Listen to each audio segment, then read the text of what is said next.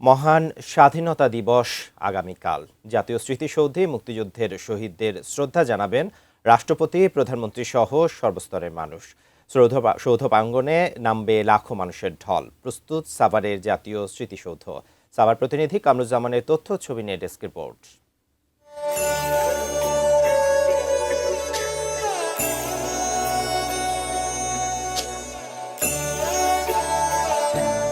মহান স্বাধীনতা দিবসে সূর্যোদয়ের সাথে সাথে ফুলে ফুলে ভরে উঠবে জাতীয় স্মৃতিসৌধের বেদি।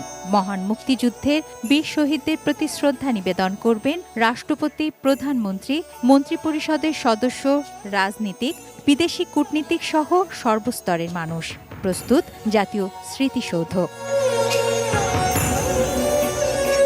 গণপূর্ত বিভাগের কর্মীরা মাসব্যাপী পরিশ্রমে সৌধ প্রাঙ্গণকে দিয়েছেন নতুন রূপ। অতিথিদের স্বাগত জানাতে যাবতীয় প্রস্তুতি সম্পূর্ণ করা হয়েছে। রাষ্ট্রপ্রধানেরা আসবে, প্রধানমন্ত্রী আসবে, শহীদদের ফুলের শ্রদ্ধা জানানোর জন্য।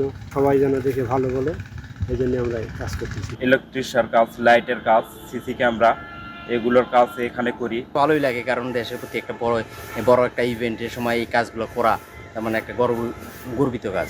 সাভার জাতীয় স্মৃতিসৌধের সৌন্দর্য বর্ধন কাজ ইতিমধ্যে সম্পন্ন হয়েছে। সাভার জাতীয় স্মৃতিসৌধ বীর শহীদদের প্রতি শ্রদ্ধা নিবেদনের জন্য প্রস্তুত রয়েছে। 5+ স্টার রেটিং প্রাপ্ত দেশের সর্বোচ্চ বিদ্যুৎ সাশ্রয়ী ওয়ালটন এসি। স্মার্ট কমফোর্ট এখন নেক্সট লেভেলে। তিন বাহিনীর পক্ষ থেকে গার্ড অব অনার প্রদানের জন্য একটি সুসজ্জিত দল প্রস্তুতি সম্পন্ন করেছে। নিরাপত্তার জন্য স্থাপন করা হয়েছে ওয়াচ টাওয়ার ও সিসিটিভি ক্যামেরা।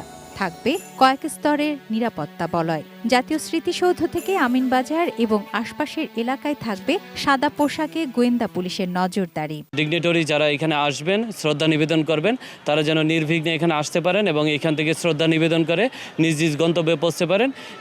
এই জন্য আমাদের পর্যাপ্ত সংখ্যক আইন শৃঙ্খলা রক্ষাকারী বাহিনী মোতায়েন করা হয়েছে। রাষ্ট্রপতি, প্রধানমন্ত্রী এবং আমন্ত্রিত অতিথিরা শ্রদ্ধা নিবেদনের পর সর্বসাধারণের শ্রদ্ধা নিবেদনের জন্য উন্মুক্ত হবে জাতীয় স্মৃতিসৌধ। তুনাজ জিনা তনু, ডেস্ক রিপোর্ট, ATN নিউজ।